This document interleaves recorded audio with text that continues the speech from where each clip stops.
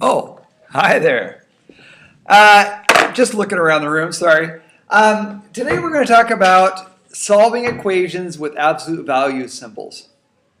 Absolute value kind of gets people, I don't know, a little crazy sometimes.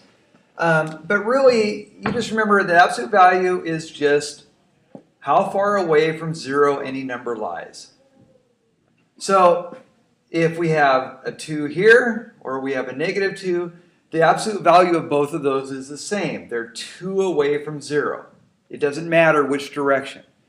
So when we do the absolute value of anything, remember, it's always going to turn out positive. So the absolute value of 2 is 2. The absolute value of negative 2 is 2. When we solve for variables with absolute value, we have to keep this in mind, because there is kind of a little, I don't know if you call it a trick exactly, but let's say we had something like the absolute value of x, and I'm just going to choose the same one that I just had, equals 2, let's say. Whatever goes in for x, once I do the absolute value of it, it's going to become positive 2. So there's two ways to think about it. If the original variable was positive, then I just get rid of the absolute value symbols, and x equals 2. Okay, does that make sense? If, however, x started off as a negative number, remember that after we take the absolute value of that, it's going to turn out to be positive 2. So there is a second case. If the x started off as negative, then when I get rid of the absolute value sign or symbol, I have to write in this negative symbol in front of it. So the opposite of x is 2. And then to solve that, remember this is like a negative 1. So I divide by a negative 1. So x equals negative 2. Which I hope makes sense, because we just talked about that the absolute value of 2 is the same thing as the absolute value of negative 2.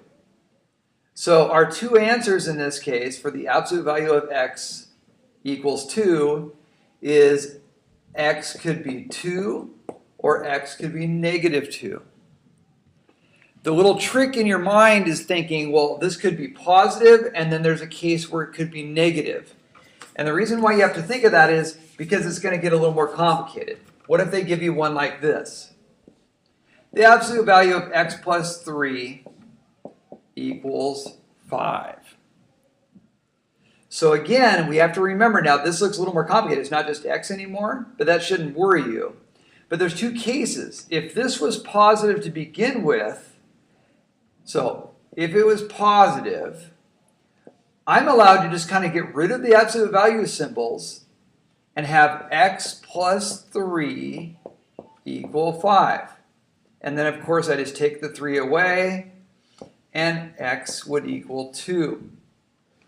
If, however, it started off as negative, then I have to think about this as the opposite of that whole thing. So it's the opposite of x plus 3 equals 5. So now it's going to put a little bit of a different spin on it. I get rid of the negative 1 again, divide by negative 1. And when I divide 5 by negative 1, it makes it negative 5.